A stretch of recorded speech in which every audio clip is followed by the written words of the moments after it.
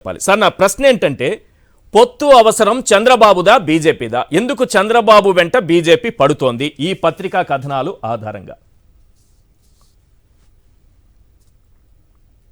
చంద్రశంశేవరావు గారు. ఈశ్వర్ గారు, సార్ మీకు పురుషోత్తం రెడ్డి గారికి, రవీంద్రారెడ్డి గారికి, ప్రేక్షకులకి నమస్కారం. అది ఆ హెడ్డింగ్స్, దాని మర్మము, ఇలాంటివన్నీ మనకు ఆల్రెడీ తెలుసు. దాంట్లో ప్రత్యేకంగా మాట్లాడుకోవాల్సింది ఏం లేదు. పిలిచారా వెళ్ళారా అనేది కూడా అంత పెద్ద సందిగ్ధం ఏమీ లేదని నా అభిప్రాయం.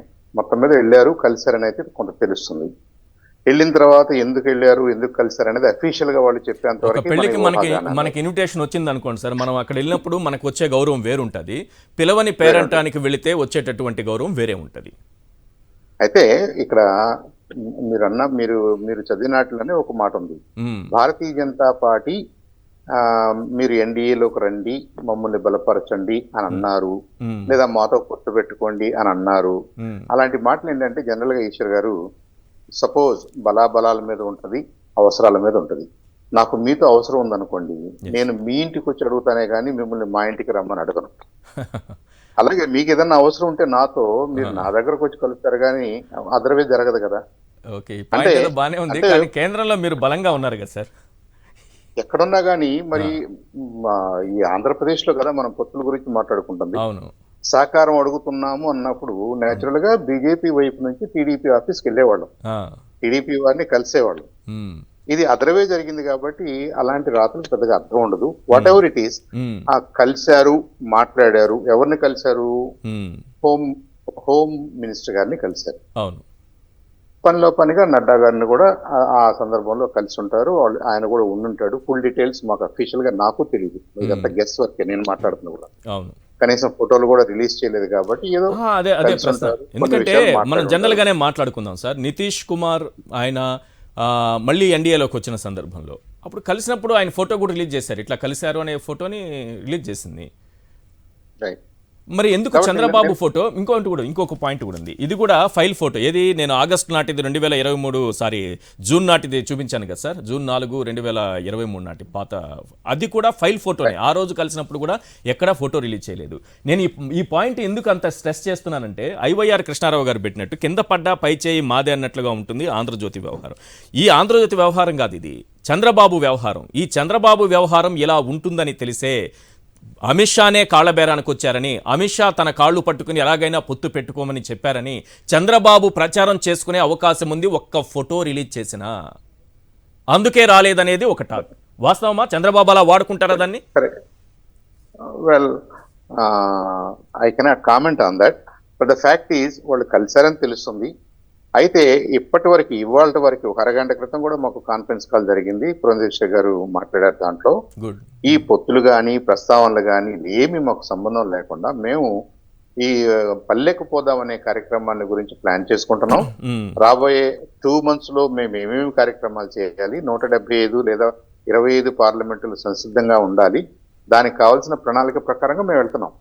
యాజ్ ఆఫ్ నౌ ఈశ్వర్ గారు, ఈ చంద్రబాబు గారు ఎందుకు కలిశారని కానీ, దాంట్లో పొత్తుల విషయాలు మాట్లాడారని కానీ, వీళ్ళు మాట్లాడారని కానీ, వాళ్ళు మాట్లాడారని కానీ, ఎన్డీఏని బలోపేతం చేయండి అని కానీ, ఇలాంటివి ఏమీ అఫీషియల్ గా బీజేపీలో డిస్కషన్ లో లేవు. అంటే స్టేట్ పార్టీకి కూడా ఏమి ఇప్పటి వరకు ఇన్ఫర్మేషన్ లేదా సార్ దీనిపైన? లేదు లేదు లేదు. మీరు వైస్ ప్రెసిడెంట్ గా ఉన్నారు. అన్ని అంశాలు, రాజకీయ పరమైనటువంటి అంశాలు ప్రతిరోజు డిస్కస్ చేయాల్సినటువంటి అవసరం ఉంటుంది. ఈ రోజు కూడా అలాంటి పొత్తులు కానీ, సీట్ల పంపకం కానీ, మనం పొత్తులతో వెళ్ళబోతున్నామనే సంకేతాలు కానీ, మాటలు కానీ ఏ స్టేట్ లెవెల్లో ఏం లేదు. స్టేట్ లెవెల్లో ఆ డిస్కషన్ లేదు. అక్కడ నుంచి మీకు ఎలాంటి సమాచారం? అది కూడా ఎందుకు అలా జరుగుతుందంటే, మాది ఇలాంటి విషయాలు పార్టీ టు పార్టీ ఏమైనా జరగాలనుకున్నప్పుడు అది కేంద్ర కమిటీ చూసుకునే వ్యవహారాలే కానీ స్టేట్ కమిటీ పరిధిలో ఉండవు. ఒకసారి వాళ్ళు డెసిషన్ తీసుకున్న తర్వాత దాన్ని నర్చర్ చేయాల్సింది, కాపాడుకోవాల్సింది, సహకరించుకోవాల్సిన బాధ్యతలు మాకుంటాయి.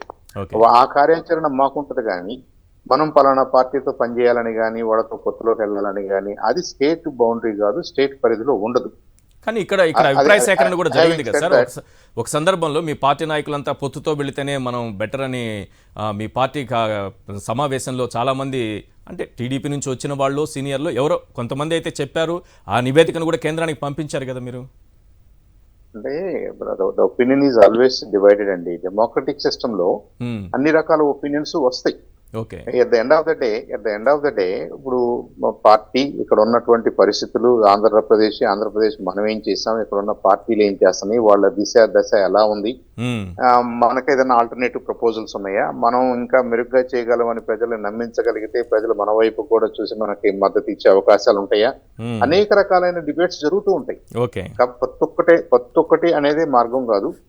మన డెమోక్రసీలో మనకి 5 సంవత్సరాలకు ఒక్కసారి వ్యాలిడేషన్ అవకాశం ఉంది కాబట్టి, రీవాలిడేషన్ అవకాశం ఉంది కాబట్టి గెలిచిన వాళ్ళకి నేను ఈ 5 సంవత్సరాల నుంచి ఇలా చేశాను, ఇలా చేద్దామని అనుకుంటున్నాను, డెఫినెట్ గా అధికార పక్షం ప్రపోజల్స్ పెట్టుద్ది. దానికి ప్రజలు మద్దతు ఇస్తే దే విల్ కంటిన్యూ. లేదు దీనికంటే మెరుగైన ప్రపోజల్స్ మా దగ్గర ఉన్నాయని అపోజిషన్ పార్టీస్ రాగలిగితే ఒంటరిగా కానీ కలిసి కానీ ప్రాబబ్లీ పీపుల్ అది కూడా ఆలోచిస్తారు. సో పొత్తులో ఉండటం అనేది తప్పు కాదు, పొత్తులో లేకపోవడం అనేది తప్పు. కానీ చంద్రబాబు నాయుడు లాంటి వ్యక్తితో మళ్ళీ బీజేపీ పొత్తులోకి వెళ్ళడం అనేది కరెక్టే అని మీ పార్టీలో మెజారిటీ బీజేపీ నాయకులైనా అనుకుంటున్నారా? మెజారిటీ అని నేను చెప్పలేను. ఇండివిజువల్స్ కి అలాంటి అభిప్రాయాలు ఉండొచ్చు. ఇప్పుడు నా అభిప్రాయం నాకుంటది, మీ అభిప్రాయం మీకుంటది. అల్టిమేట్లీ పార్టీ అభిప్రాయం కౌంట్ అవుతుంది. ఎన్నిసార్లు సార్ ఇది ప్రజలైనా యాక్సెప్ట్ చేస్తారా? ఇప్పుడు ఎన్నిసార్లు ఇలా చేస్తారు? 99లో ఒకసారి చేశారు, మొన్న 14లో ఒకసారి కలిశారు, మళ్ళీ విడిపోయారు, మళ్ళీ తిట్టుకున్నారు. మోడీ గారిని ఆయన దూషించని మాట లేదు, అనని మాట లేదు, వ్యక్తిగతంగా కూడా వెళ్ళిపోయారు. ఇవన్నీ చూస్తే ఏవగింపు రాదా రాష్ట్ర ప్రజలకి? వీళ్ళు ఎందుకు పొత్తు పెట్టుకుంటున్నారు, ఎందుకు విడిపోతున్నారు, ఈ రకమైన దూషణలు ఏంటి? ప్రజల్లో రాదా సార్ ఇటువంటి భావన? ఈశ్వర్ గారు, ఇక్కడ మనం 2-3 కాన్సెప్ట్స్ ని మనం దృష్టిలో పెట్టుకోవాలి. ఒకటి, పాలిటిక్స్ లో there are no permanent enemies, no permanent friends. ఒకటి గ్రౌండ్ రూల్ అది. నంబర్ 2, ఎవ్రీ 5 years కి పరిస్థితులు మారుతుంటాయి, అవి మన చేతుల్లో ఉండదు.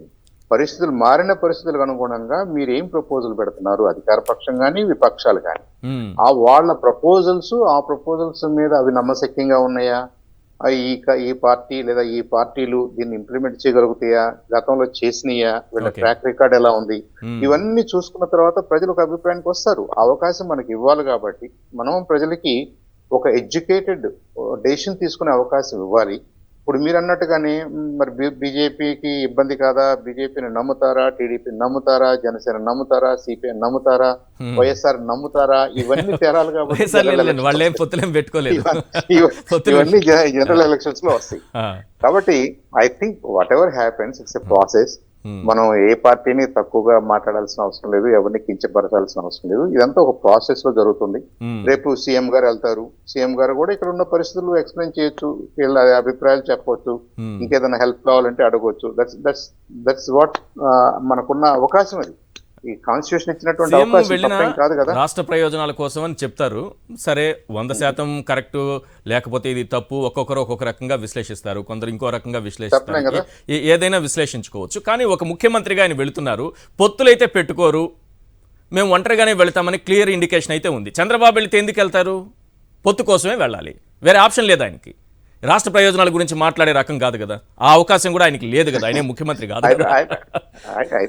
ఐ డోంట్ నో, ఏమీ ఇక్కడ పరిస్థితులు బాగుండలేదండి, మీరు కాస్త దాని మీద దృష్టి పెట్టాలి, దీని మీద దృష్టి పెట్టాలి, మా సీఎం గారిని కరెక్ట్ చేయాలి, లేదా పద్ధతులు, ఇట్ కుడ్ బి ఎనీథింగ్ కదండి, ఒక్క పాలిటిక్సే కాదు కదా. కాకుండా ఏముండొచ్చు, ఒక 2 పాయింట్లు చెప్తే దానిపైన బాగా ఆసక్తికరంగా ఉంటుంది. నిజంగా చంద్రబాబు అక్కడికి వెళితే పొత్తుల అంశం కాకుండా ఇతర మంచి అంశాలు ఇవి చర్చకు వచ్చే అవకాశం ఉందని చెప్పడానికి ఏముంది సార్? అందరికీ అదే భావన కదా, ఎవరు చెప్పినా అదే, ఆయన పొత్తుల కోసం వెళ్తారు. రోజు అన్ని పార్టీలు, అన్ని ప్రతిపక్ష పార్టీలు అనేక అంశాల మీద పబ్లిక్ మీటింగ్స్ లో మాట్లాడుతున్నాయి. వారికి ఒక ఛాన్స్ వచ్చింది, వాళ్ళు కూడా హోమ్ మినిస్టర్ గారి దగ్గర, జేపీ నడ్డా గారి దృష్టికో ఇంకొకటి దృష్టికో తీసుకెళ్లాలని అనుకుని ఉండొచ్చు, వెళ్ళి ఉండొచ్చు. దాన్ని ఒక పొత్తులు అనే ఒక్క డైమెన్షన్ లోనే మనం చూడాల్సిన, నేను ఒకే డైమెన్షన్ లో చూస్తాను, నేను ఆ ఒక్క డైమెన్షన్ లోనే చూస్తాను, వేరే డైమెన్షన్ ఉంది దీంట్లోనే. ఏదన్నా మీరు ఒక ఎగ్జాంపుల్ చెప్పండి, సీనియర్ పొలిటీషియన్ గా మీరు ఏదైనా చెప్పండి. అంటే ఇప్పుడు ఐ డోంట్ నో, నేను నిజంగా చెప్పలేను, ఎందుకంటే నేను అక్కడ లేను కాబట్టి. నేనేమంటున్నానంటే ఒక ఇద్దరు సీనియర్ పొలిటీషియన్స్ కలుసుకున్నప్పుడు మనమే పిచ్చాపార్టీగా మాట్లాడుకున్నప్పుడు అనేక విషయాలు మాట్లాడుకుంటాం. అలాగే బాధ్యతాయుతమైన పదవుల్లో ఉన్న వాళ్ళు, ఒక పార్టీ నడిపిస్తున్న చంద్రబాబు నాయుడు గారు కానివ్వండి, పవన్ కళ్యాణ్ గారు కానివ్వండి, వాళ్ళకేదో వాళ్ళ ఐడియాస్ ఏమైనా ఉంటే షేర్ చేసుకోవచ్చు. దాని Right. ఫలితం ఏంటి, ఎండ్ ఆఫ్ ద డే ఏమవుతుంది, ఇది Hmm. ఎలక్షన్స్ లో పొత్తులకు దారి తీస్తుందా తీదా అనేది Hmm. I think we need to wait and see. Right. అయితే మేము మాత్రం we're going ahead full steam. Hmm. మేము 175లో రెడీ కావాలని, 25లో రెడీ కావాలని 25 పార్లమెంట్లకి పవన్ కళ్యాణ్ గారు మాతో ఉన్నారు అనుకుంటూనే ఆయన్ని కూడా రెడీ కమ్మని చెప్తూనే Hmm. Better of the lot ని మేము సెలెక్ట్ చేసుకోవాలని అది మా ప్రణాళిక రైట్ నౌ. ఎస్, మీరు అదే వాళ్ళు మిగతా ఇప్పుడే ఏ గ్రౌండ్ వర్క్ విషయాలను కూడా cover స్టార్ట్ చేస్తారో చేసినట్టున్నారు మనకు కదా, తెలియదు. అన్ని నియోజకవర్గాల్లో Yes. మీరు ఆస్పిరెంట్స్ ఎవరున్నారని చూస్తున్నారు, అలాగే 25 చూశాము. పార్లమెంటు స్థానాల్లో రేపటి కార్యాలయాలు నుంచి ఓపెన్ చేసుకున్నారు. ఓపెన్ చేసుకున్నాం. రేపటి నుంచి Right. పల్లెకి పోదాం అనే కార్యక్రమం 3 రోజులు పెట్టాం. రైట్. ఆ పల్లెకి పోదాం దగ్గర ఎవ్రీ విలేజ్ లో ఉన్న స్థితిగతులను అర్థం చేసుకుని ఆ కాన్స్టిట్యున్సీకి సంబంధించిన మేనిఫెస్టోని క్రియేట్ చేయాలి, ఒక వారం 10 రోజుల్లోనే ఒక ప్రణాళిక పెట్టుకున్నాం. ఇవన్నీ ఏంటంటే we're gearing up towards general elections. Eshwar గారు, సార్. దీంట్లో ప్రభుత్వ పనితీరు, ప్రభుత్వ వైఫల్యాలు ఇఫ్ ఎనీ, అలాగే డెవలప్మెంటల్ నీడ్స్, ఆస్పిరేషన్స్ ఇవన్నీ అర్థం చేసుకోవాలని చెప్పేసి 26,000 గ్రామాలకు గాను మేము రేపు బయలుదేరాం. రేపు ఉదయం నుంచి ఈ గ్రామాల్లో 24 గంటలు ఉంటాం. అది మా పొలిటికల్ ప్రాసెస్. రైట్. రైట్.